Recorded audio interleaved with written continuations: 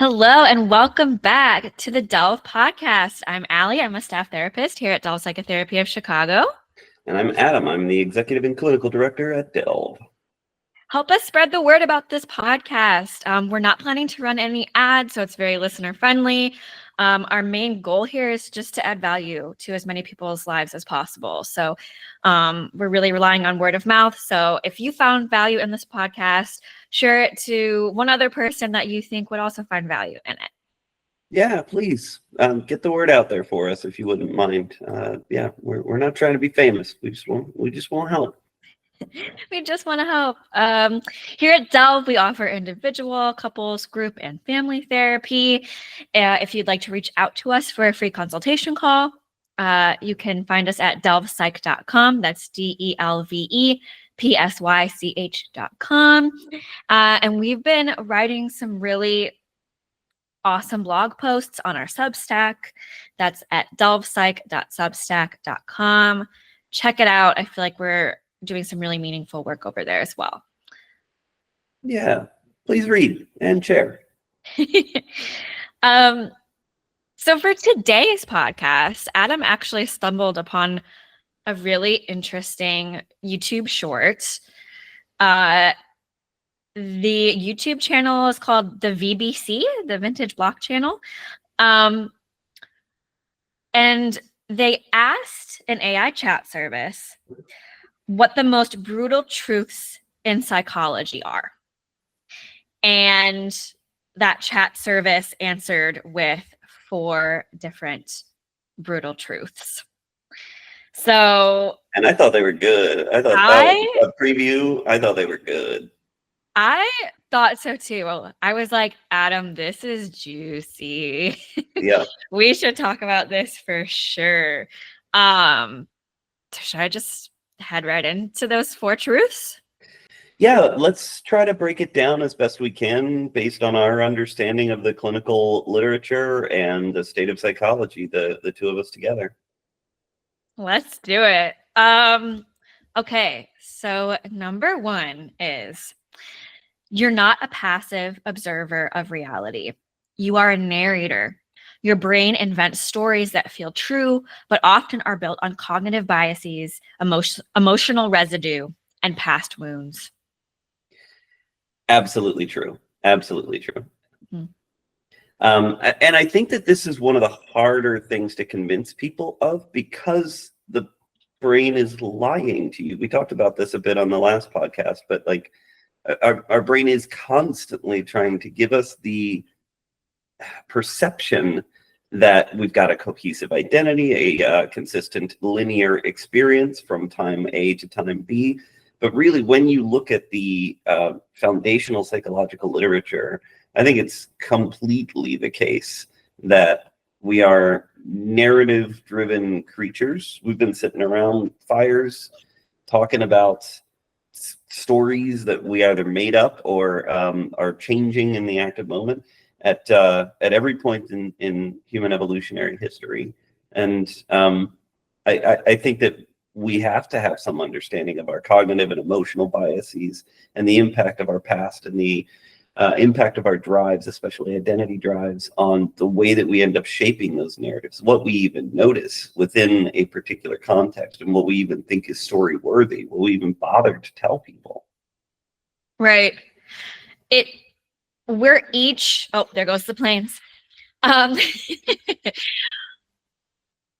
It's like our brain is sort of like a filter.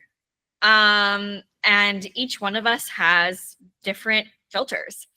And so, yeah, we are not such a objective observer. It's very much subjective. It's very much filtered through our own past experiences. And so and that can be hard. I feel like I feel like people might feel defensive in like this idea of like, no, like your reality is your reality and it's biased.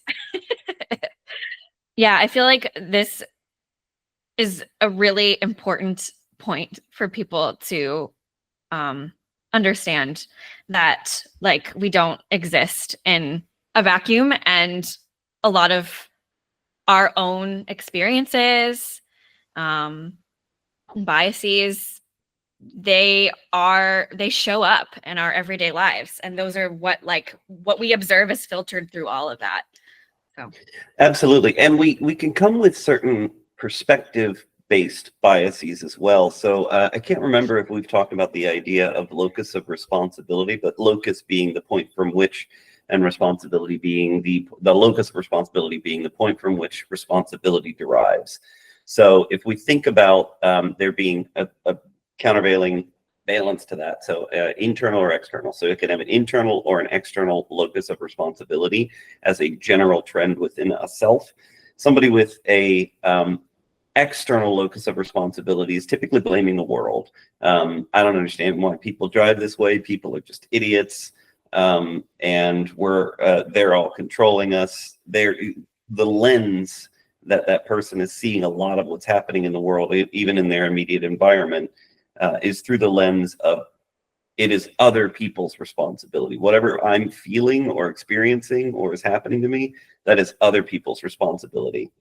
And then you can imagine the flip side of that, which is an internal locus of responsibility, where even when it is somebody else's fault, we still take on responsibility. So my partner got mad at me because I didn't live up to the expectations.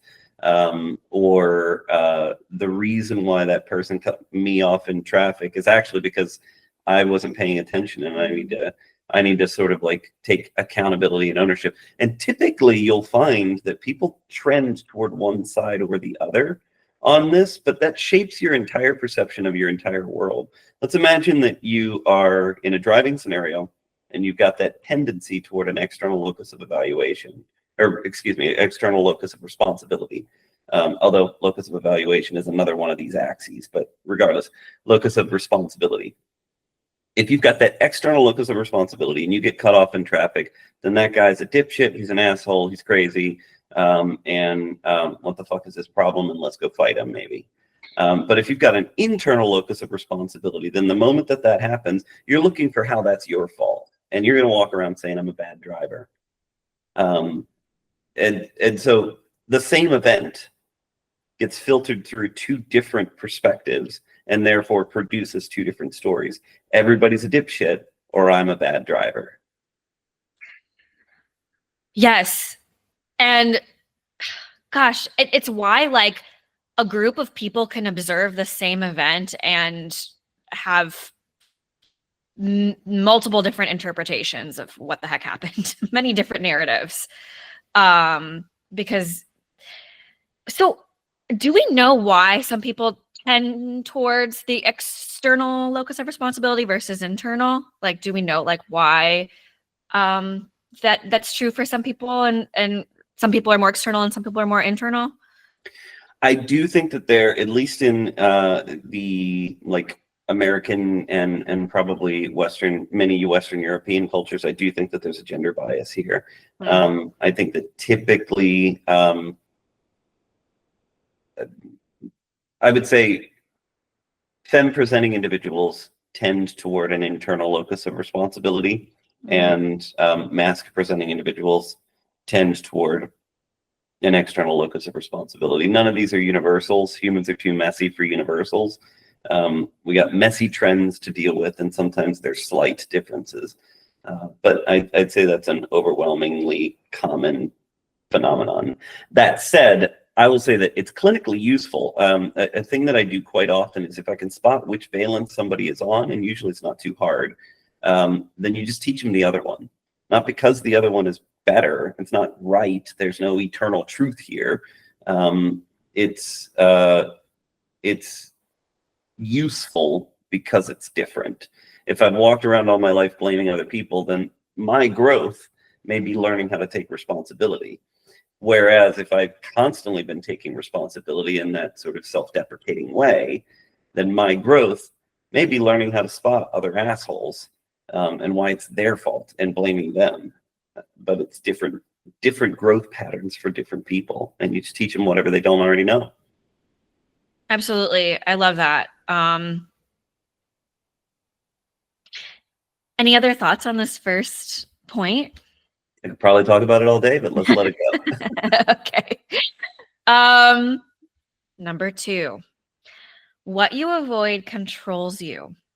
Avoidance feels like relief in the short term, but every time you dodge discomfort, you strengthen your shame, procrastination, or resentment. I think that's absolutely true.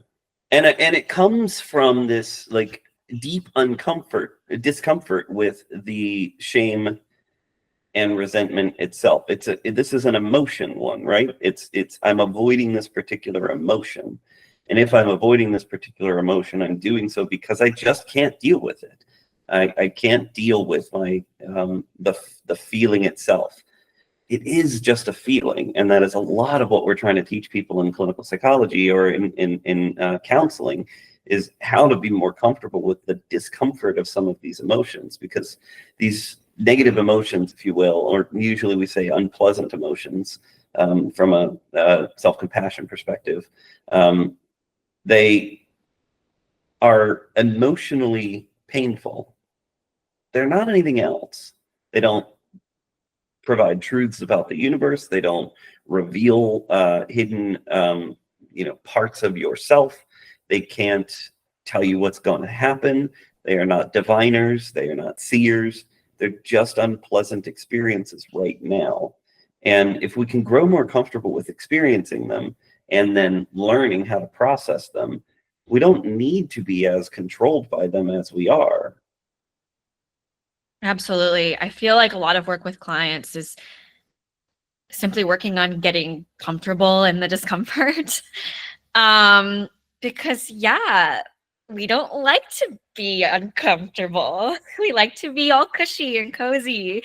Even if sitting in what's comfortable is not serving us in the long term and the bigger picture, even if sitting in what's comfortable does not bring us closer to our goals, needs, and values. We don't like to be uncomfortable, so I don't want it. Um, it's like it's choosing to not be in the discomfort in the short term, can lead to even bigger discomfort in the long term. That's the trap. Absolutely. Yeah, absolutely. Clients will constantly tell me, like, well, it's just easier to just stay in bed and not do anything. And my comeback is almost always, I think it is harder in a slower kind of way. Mm-hmm. I think clients think that they're choosing the lesser of two evils, but I would maybe argue against that. I think that, getting over that first hump of mustering up the strength to get out of bed when we're feeling really low. It sucks. It's hard. It's uncomfortable. But I think after you get over that first hump, doing the things that you actually want to do in life, despite that discomfort, is what's going to help you in the long term versus like the slow, painful, okay, I'm not getting out of bed for days and days. And now, oh my gosh, like I'm so behind on everything that's important to me. And I haven't tended to my relationships that are important to me. And oh gosh, now it's an even bigger mountain to climb. Absolutely. Well, and moreover, usually when a client is bringing something like this up, it's not the first time they've brought it up. And so when they are saying it's just easier to stay in bed, I can often point to, you've been telling me about this pattern for a year. What are you talking about easier? This has been hard enough for a year that you've come to a psychologist for a Right. year to talk about it for a year. And breaking those patterns can certainly be difficult, but a lot of it comes from recognizing that what seems temporarily more comfortable is actually really just sowing the seeds of greater discomfort later, as you articulated so well. Yeah. I also like this idea that you've brought up multiple times now. This idea of like these unpleasant emotions themselves, like can't in themselves harm you. Like They're just an emotion. They're just a feeling. It's like what we do with that. Yeah. Absolutely. And I think that's baked into our very neurology. So if you think about the limbic system, which is central in the brain, it's large and it's connected to everything, but it isn't directly connected to what eventually connects to your motor neurons, which is what actually moves your fingers in your mouth.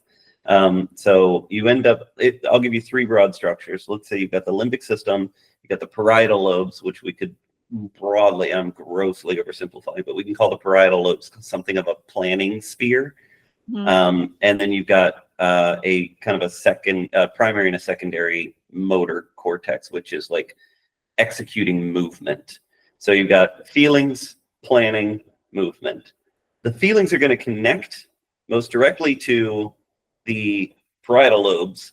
And then also, all right, I'll add one more. The executive functioning areas like the prefrontal cortex.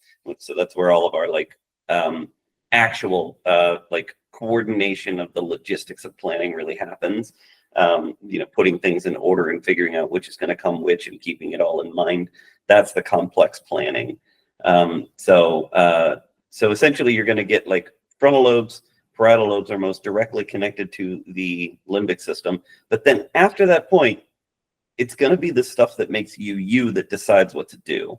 So the limbic system isn't directly going to like plug straight into your motor neurons, for instance. It can't make you just go do something.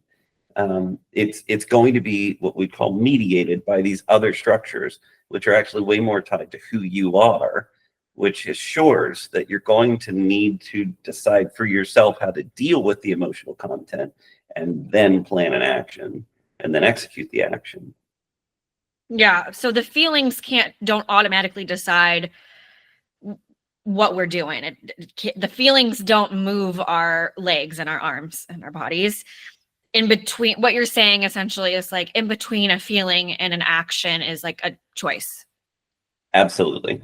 Now, I do need to be a little bit intellectually honest here. There are a couple of very basic feedback loops that are a little bit more direct. Okay. You ever had the phenomenon where you touched a really hot surface or something like that and your hand almost moved before your brain even realized? Yeah. It did. And it did specifically because there is a very fast pathway directly from your hand to your spine and straight back out to the hand that doesn't get to the brain. So if it senses that it's like physically harmed by something, your spine can move your hand without you even having a chance to, like, you haven't gotten that information yet. You'll get it in a couple of milliseconds. That's one thing. And two, with very basic threats, there is something of a pathway directly from the limbic system back out to the motor cortex. As I understand it, I'd have to check on the exact details here. But if you've ever had a situation when you turned a corner, thought you saw a person, startled and pushed or ran or whatever else, that's that system happening. But notice how reflexive it is. It's alligator-like. It sees something, it runs, or it flinches, or it protects, or it puts its hands up. That's not the same as what we're dealing with in the vast majority of circumstances. I didn't jump scare you. In most circumstances, I told you that your performance hasn't been as up to standard lately, which it has, Allie. You've been doing great. Thank you. Yeah. So just bringing this back to this idea of like in between a feeling and an action is a choice. What you avoid is a choice. Yeah. Yeah. And if we can more frequently decide not to avoid uncomfortable feelings, then we can regain some control over certain aspects of our life that maybe we've lost. Oh, absolutely. That's really powerful. All right. Number 3, you are not who you think you are. Identity isn't fixed. It's a feedback loop of habits, rules, beliefs, and repeated stories. You shape who you are by what you do over and over, not who you wish you were. This might be one of the ones where I start to differ a little bit. Okay. And I have some thought on why the AI might think this, and then what I think might be some better psychology. Great. So, all right, let's take this in chunks. You are not who you think you are, and your identity isn't fixed. Largely, I'll sign off on that. I think we've got a few different conceptions of identity within us at any given time. And there's a few different theories that get into this. One is internal family systems, which I'm not an expert in. I'm not an IFS person. It's interesting stuff, and I've got very little, contention with it, and none of them are related to the core assumptions of internal family systems. IFS largely is talking about the idea that there's almost roles and mindsets, and thereby you could call them kind of identities embedded within you, and they're almost relating to one another in any given moment in time. And this is a very old concept from psychology, that there are parts of self that interrelate, even going back to Freud's id, ego, superego. I've got a hedonic self. I've got a moralistic societal self. And then I've got something that we might consider an actual self, is what he would call the ego. This is a very old concept to suggest that I've got parts of self or multiple selves within thyself. So I think of identity in a few different terms. One framework that a lot of therapists use is the feared self, idealized self, realized self paradigm. So the idealized self is who I want to be. The feared self is who I do not want to be. And the realized self is historically, traditionally called the thing that I really am. I do that slightly differently. I think of it as an idealized self. I am that sometimes. There are days when I am doing a great job and I'm really feeling very cohesive with myself. So whatever my present tense realized self is, pretty daggone close to the idealized self. But then I've also got other days or other moments in which I'm way closer to the feared self. So I think of these as the realized self is a momentary experience that I'm having, and it's going to vacillate somewhere between the feared and idealized selves, or be a mixture of a few different parts of those selves. We now have parts of self at any given moment of time. So I don't think that identity is fixed, but I also don't think it's one thing. Absolutely. God, I have so much to say with this one. I like this idea of like the realized self kind of moves in between the feared self and the idealized self. It's sort of like I picture it like a kind of like a video game, like like Yeah. this little dot that like moves kind of back and forth. And yeah, some days like I feel like I'm on fire, like I don't know why my mind is going to this, but like the day in high school when like my show choir like won first place in our show choir competition, I was like, heck yes, like this is who I want to be. Like, Exactly.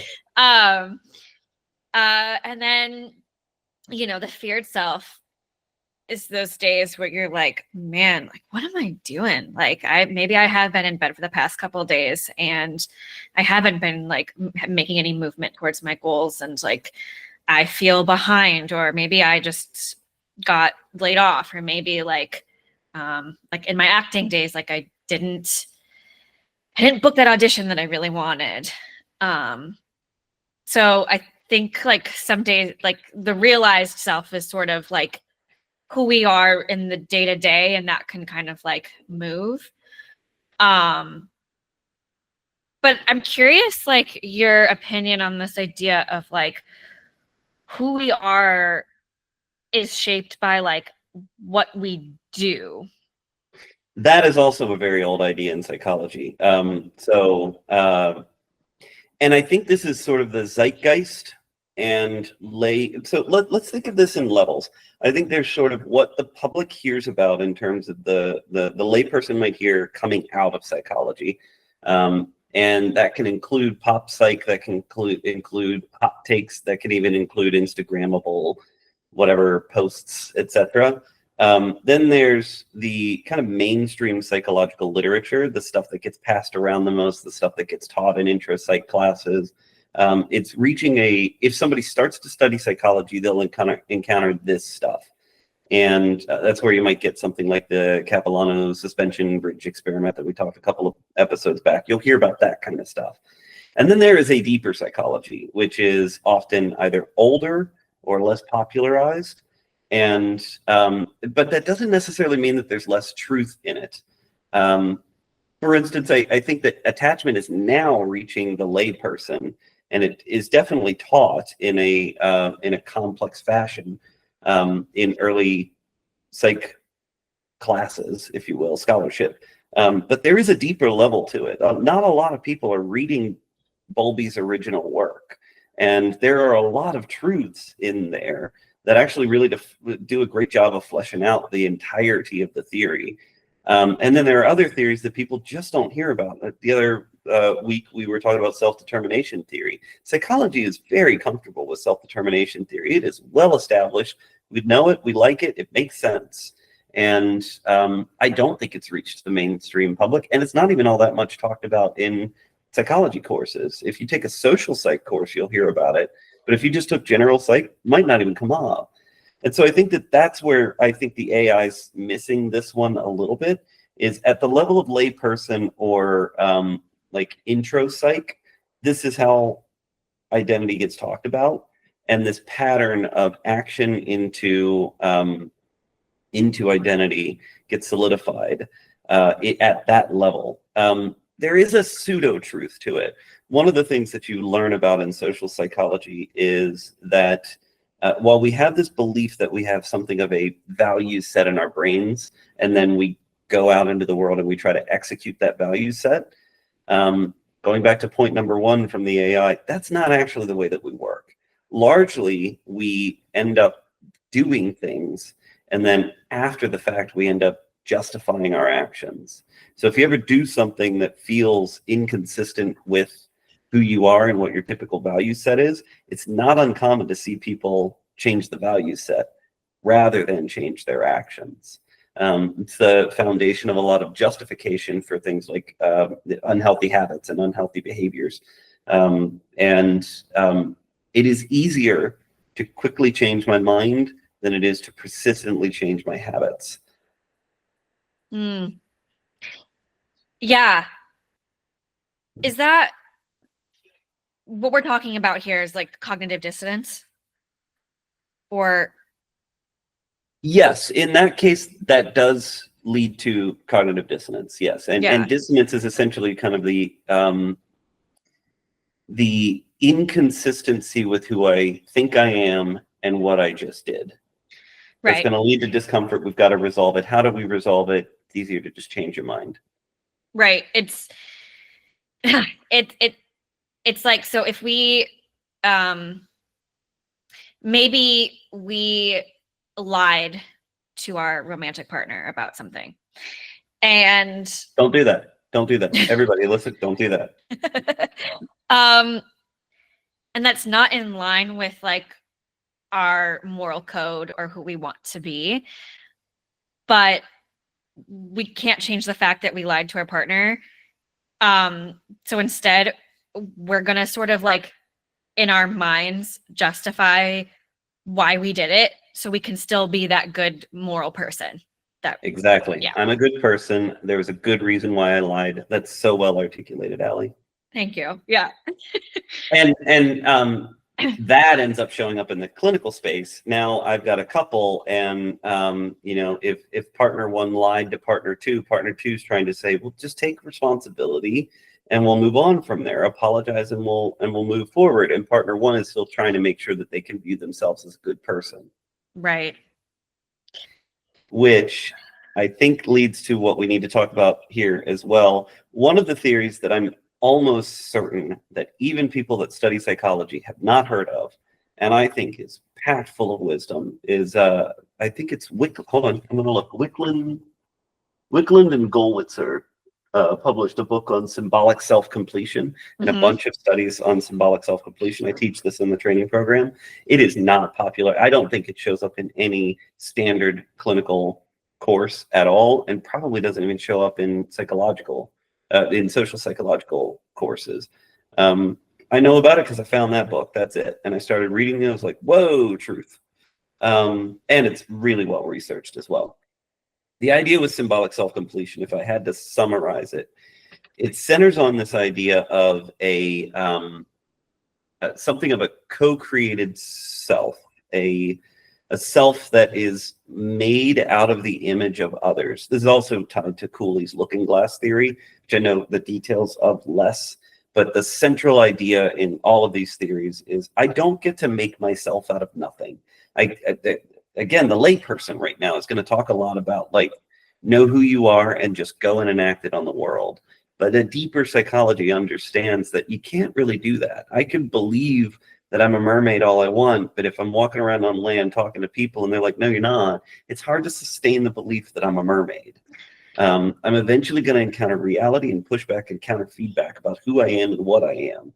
And so instead of this idea of there being a single cohesive self that I could just burp into the world and allow to be, instead what's going to happen is I'm going to have a vague sense that I then try out in the world, and then I'm going to start to get feedback. And as I get that feedback, they are also helping me to shape me. So that's the idea of this kind of co-created self, which is part one of symbolic self-completion. I'll stop there. Yes, we talked about this in didactics, and it really blew my mind. Because, yeah, again, we don't exist in a vacuum, and we do look to other people for who we are. And we can be particular about who we choose, gets to have more of a seat at the table in creating who we are. I think you give this example of like, maybe you're at the grocery store and you accidentally like cut somebody in line, and the person that you cut calls you an asshole, or just thinks you're this rude person. Like that's everything that's like they're saying to you is that you're rude, and like how could you do that? Like you could internalize that and say, oh my gosh, like, am I this like rude, inconsiderate asshole of a person? Or you can reflect and be like, okay, this is a stranger that doesn't actually like know who I am. This was a one-time event that was a mistake on my part, and also like is not consistent with like who I am all the time, most of the time. And so am I really going to internalize what happened? Now I can ask my friend, like, hey, am I an asshole? And my good friend who I've known for 5 years might have a better idea of whether I am an asshole or not. Am I rude? Am I inconsiderate? And they can be like, no. And then you're like, okay, thank you. Thank you for that feedback. I'm going to internalize that instead. I hope I explained that. Okay. I think you did a great job at that. Yeah, very, very nicely done. Yeah, and you know, I think that's why it's important to know who in your world you mean to speak to who you are, so that in the moments when you question who you are, you can go back to the people that you've picked as someone that can speak to your character, because you picked them, because they are important to you. This does create a bit of an echo chamber. That's not necessarily a bad thing. But I would also pick people who you trust are willing to give you some critical feedback in certain moments in time. And go to them in the moments when you're questioning and bring them real questions rather than seeking validations on the beliefs that you already have. That's something that your conscious psychology can actually accomplish. Yeah. So not just choosing people that are going to tell you what you want to hear, but people that will give you honest feedback. Absolutely. Yeah. Let me do a quick primer on part 2 for symbolic self-completion, just to do them justice. So if you think of identity as cognitive labels about myself, then there are various labels that I will either pursue or not pursue. And then there are various various degrees of completion, if you will. If I said to you, Allie, you are not a very good astronaut, are you going to be bothered by that?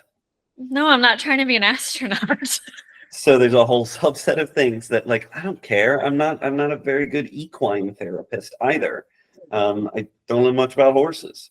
And so if I'm not approaching it, then I'm not going to have a lot of, if you will, agita about anything related to whether I'm good or bad at this particular thing or how people view this or whatever else. That's why moralistically, it is more important.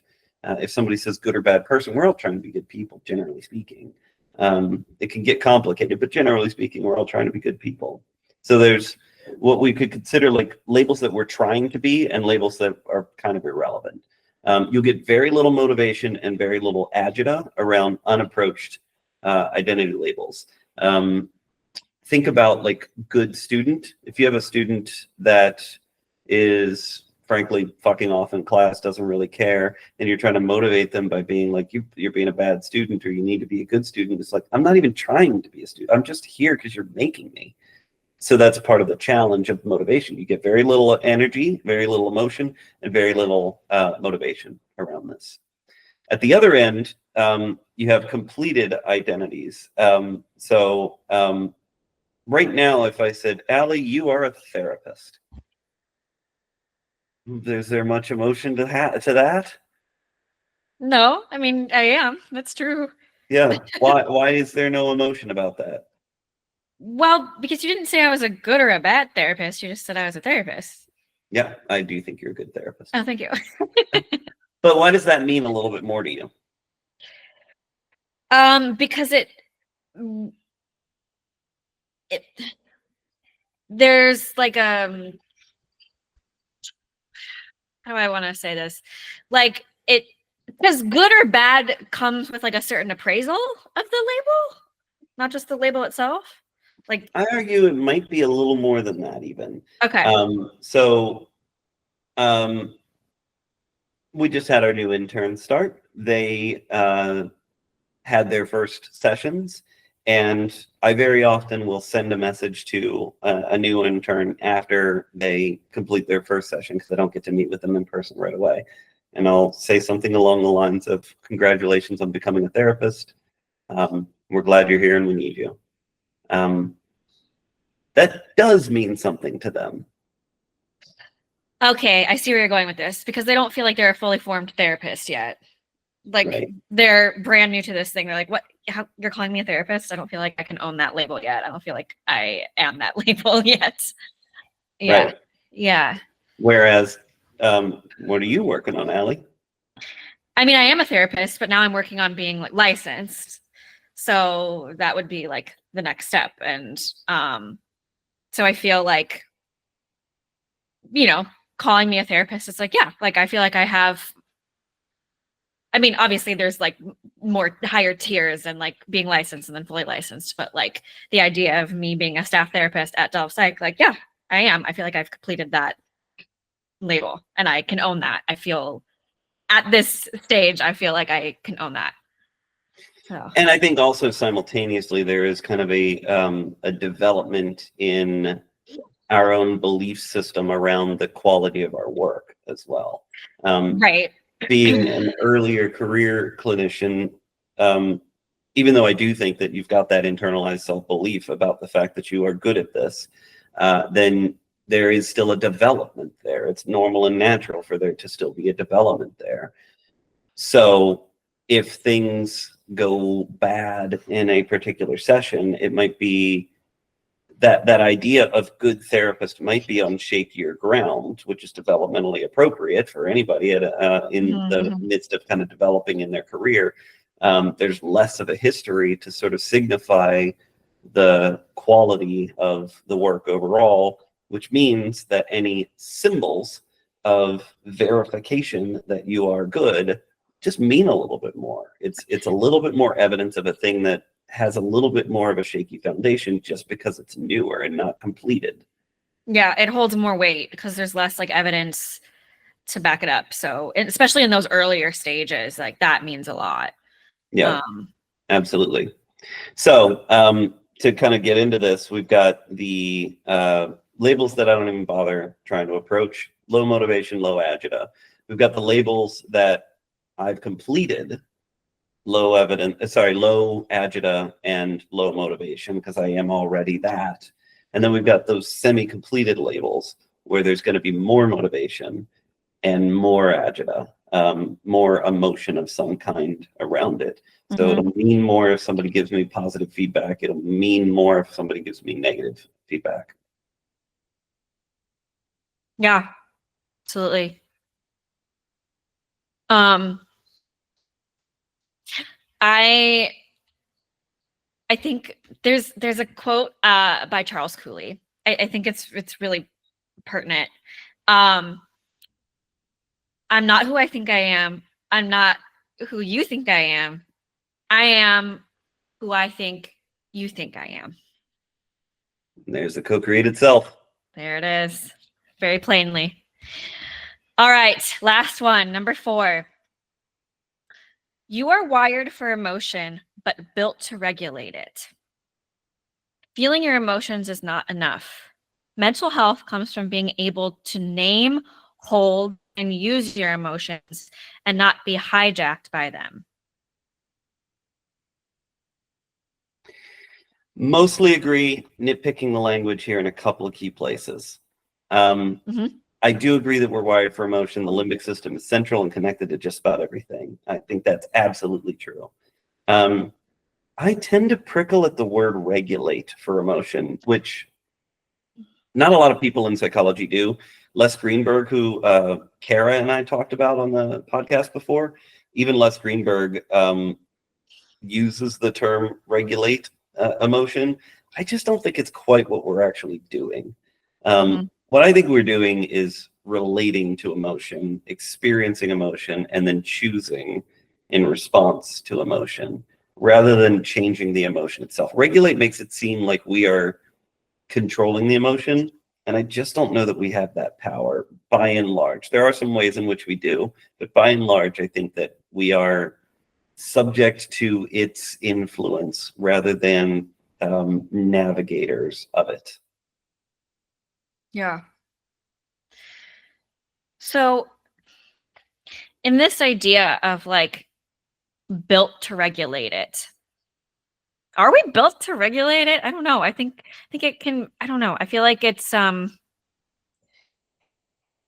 lot of clients I think find it hard or challenging to hold, to name and hold emotions and not be hijacked by them. I don't know. I feel like it's more of like a learned practice. I think the neural circuitry is there, sort of, but again, I've got the issue with regulate. I think we're built to experience it, and I think we're built to relate to it. Okay, yeah. So one of the strongest pathways to the prefrontal cortex in particular is toward this area of the prefrontal cortex called the ventromedial prefrontal cortex. There's an intimate relationship between our the parts of ourselves that really make sense of things and organize and label, and the limbic system itself. So there is an intimate connection between me getting to choose shit and me getting to feel shit.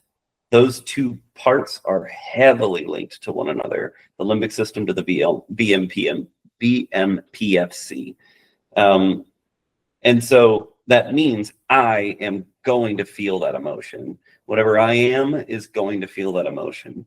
And then I am going to have to plan actions through the prefrontal cortex into the motor cortices, utilizing the parietal lobes especially. I'm going to have to plan an action as a response to what I've experienced with my emotions. It's just that typically we turn off the other parts of the prefrontal cortex, sort of, and reflexively, reactively just act on the emotion.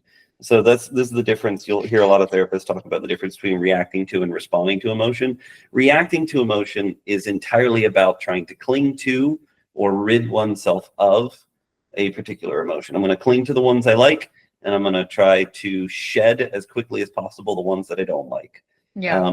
Cling to positive, or cling to pleasant, and run from unpleasant.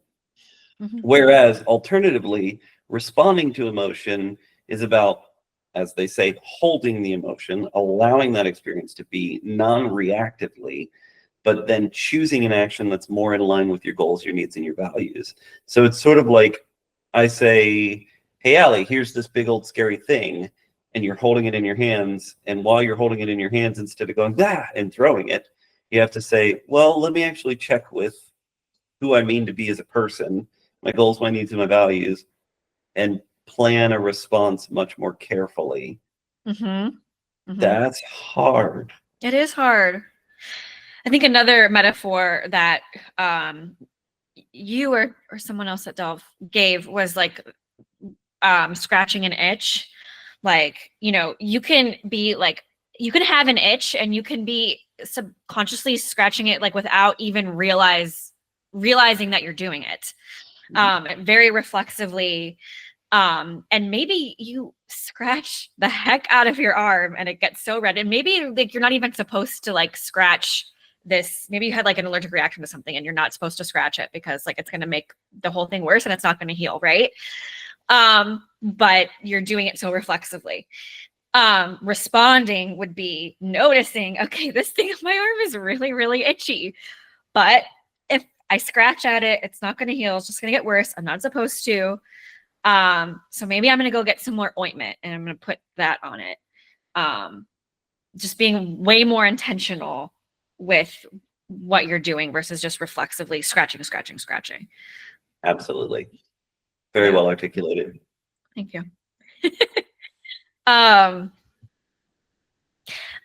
This idea of like being hijacked by our emotions, like a lot of times I hear clients say like, oh, I couldn't like help it. I was just so angry. I was so upset. Like I couldn't help it. Like I couldn't control it. I had to lash out at my partner. I had to yell. I was just so overwhelmed. I like saw red and I just like, I couldn't do anything else but respond in that way. That's what I hear a lot. Yeah, you are still in control of your actions. You may not be in control of your emotions, your immediate emotional experience, but there's no point at which we lose control of our actions. And I think this is talked about in Lundy Bancroft's book. Why Does He Do That? It's a nonfiction book about patterns of abusive behavior, especially in men in cis-het relationships. And that rationale is often used to justify abusive behavior. But it isn't true to neurology. You still have control over your actions. The leading question is, well, then why didn't you go further? Why didn't you break their shit? Why didn't you drain their bank account? Why didn't you call their mother and reveal their truths to them? Like, you could have gone further. You didn't. And that's because you are in control of your actions and you do have a line and you stopped at it. It's just that maybe some other people would disagree with where you've put that line. And we're asking others to maybe consider where they've put their own lines so that they could be better to their partners or to their family members or the people around them, their children. And isn't that an uncomfortable thing for that person to sit with, that like, oh, maybe my line is further than screaming at my partner and calling them names, and my kid was in the other room and I didn't care. Like, yeah, that was my line. I was in control and I did that. Yeah. What does that say about me then? That like that wasn't my line. So. Right. And there's the identity stuff coming back. Yeah. And one other thing that I wanted to say about these 4 points overall as well is that I don't think that a lot of these truths are coming from the clinical literature.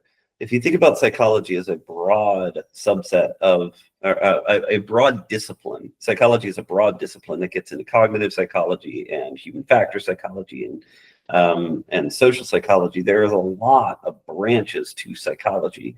And offshoots into neurology. and neuroanatomy and psychiatry, etc.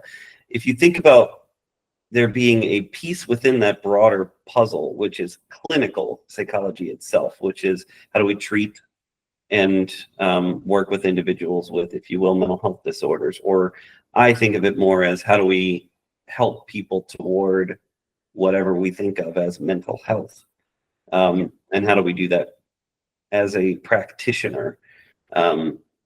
Then there is a literature base that supports clinical psychology as separate from broader psychology. And I think a lot of these truths are actually coming from those other disciplines in psychology. I don't think that clinical psychology does as good a job as it could about really getting into deeper socially linked identity theories or into even emotion theory in a lot of cases. Some branches of clinical psychology do, but not a lot do. And the preponderance of connection to things like CBT and even ACT on some level do struggle with, like, but what is the emotion? How do I experience it? And how do I relate to it? Which I think emotions focused therapy does a good job of. And then, of course, the cognitive biases piece is largely cognitive psychology. And many of those biases are not taught to clinical psychology PhD students when they probably could be. Let's take something like the historian's fallacy itself. Humans have an innate bias toward viewing past circumstances through their present knowledge base and through their present perspective base. So when I look back at what I did, I'm going to see it with my now knowledge and with my now perspective and think, oh, man, I was such a fool for acting that way. But that is the historian's fallacy. 20 years ago, you didn't know that. 20 minutes ago, you didn't realize that. You didn't have that perspective or that knowledge yet. So you could not act on it. So you likely couldn't have made a different choice. Yeah, absolutely. Why is that not taught to clinical psychology students? I don't know. And I think, not to like blow smoke, but I do think that's why I'm like really thankful for my training at Dell, because I do think it's a more like holistic approach to what we're doing and just looking at things from emotions, from identity, from even physiology, just so many different like ways to look at this versus just like, I think CBT is like very, very popular right now. And it's kind of like the go-to, and I think there's value in it. Absolutely, for sure. Yeah. But I think we could just do a better job of teaching up and coming therapists right now, like just more a holistic view on humans in general. Absolutely. And allowing this to be a bit more of an interdisciplinary discipline. Absolutely. Practice. Absolutely. So overall, these 4 points that this AI generated tool came up with, pretty damn good. they're damn good. Little quibbles here and there, but pretty damn good. Pretty good. Yeah. All right. Adam, you have a new quote today, and it's a puzzling one to me. Sometimes it's Thursday. Any guesses where I'm going with that? I don't know. I feel like I have heard you say this before, and I'm trying to remember in the context of what it was said. Something about just like sometimes it's just like a regular day of the week, and you're just gonna have to go about your life. I don't know. Yeah, I think one of the uncomfortable emotions that this AI chat service was getting at is boredom, is mundanity, is banality. And I think that especially the younger populations now are quite uncomfortable with the idea of just sitting, just being, it's dull, it's drab. It's one of the reasons why I think first dates often go awry. It could seem boring. It could have lulls, and that's uncomfortable. So we start to turn away from it rather than realizing that that could be a sign of stability. And eventually a lot of your days with your long-term romantic partner are going to just be, you're just going to be sitting, you're just going to be doing, they're working on their thing, you're working on your thing, or you're working on nothing, or you're bored and they're just there. Sometimes it's Thursday and there's nothing happening. And if we if we are thrill seekers in life and love, then we will find those thrills, but it's not necessarily stability. And it is a kind of avoidance of the discomfort with boredom, which is not actually a threat to us, and might actually be our perceived threat of that boredom might be obscuring from us the real stability that's underlying, that's living underneath. Yeah.